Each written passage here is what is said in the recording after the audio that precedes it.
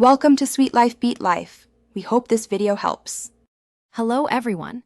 In this video, I will explain how to change Acorn Stairlift batteries, a task that can save you time and money. Before we start, it's crucial to prioritize safety. Always ensure the main power supply to your stairlift is completely turned off.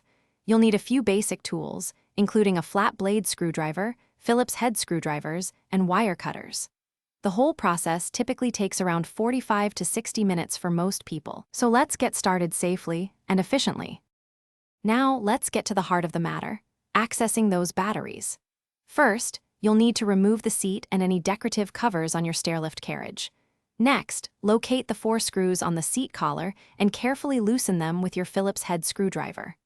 With those loosened, gently lift the main cover to expose the battery compartment.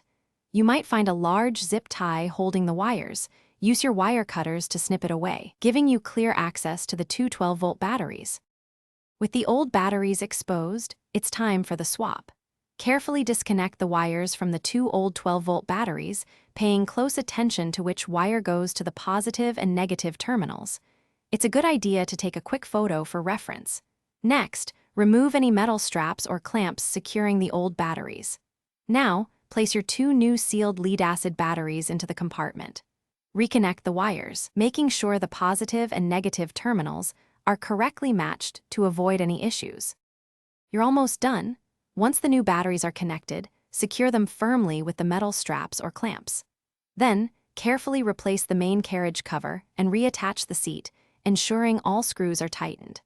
Finally, turn the main power switch for your stairlift back on.